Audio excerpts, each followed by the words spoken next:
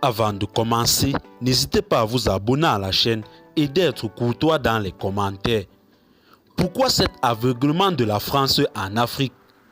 2022 sera-t-elle l'année où la France va enfin atterrir dans l'Afrique réelle après une longue période d'aveuglement postcolonial?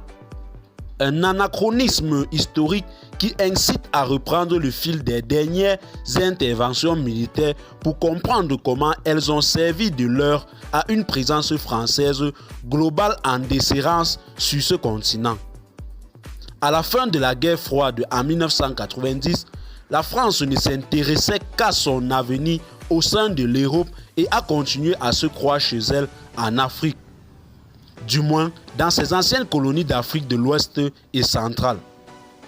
Dans les années 2000, la montée en puissance de la Chine a laissé la France toujours aussi arrogante. Dans les milieux d'affaires, on pouvait encore entendre « pas de panique, les Chinois auront besoin de nous pour bien se comprendre avec nos amis africains ». Les opérations tambour battant. En 2011, le gendarme de l'Afrique tenait encore le couteau par la manche avec un relais d'influence déterminant aux Nations Unies. Le secrétariat général adjoint aux opérations de militaires de maintien de la paix, à l'initiative de la France, présidée par Nicolas Sarkozy, 2 opérations ont été menées cette année-là, tambour battant. D'abord, l'intervention en Libye et la mort du colonel Kadhafi, puis l'éviction en Côte d'Ivoire du président Laurent Gbagbo de sa résidence au bunker par la force française Licorne. Elles ont toutes deux laissé des traces dans les consciences politiques africaines.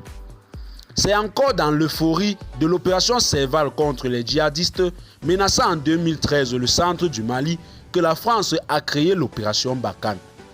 Une force très conventionnelle à l'ancienne mais applaudie par des partenaires et alliés occidentaux encore sous le charme de la science africaine de la France. En fait, une belle hypocrisie. Les diplomates de ces pays n'hésitaient pas dans le même temps à dire à voix basse que pendant que la France assure la sécurité, nous on fait le business.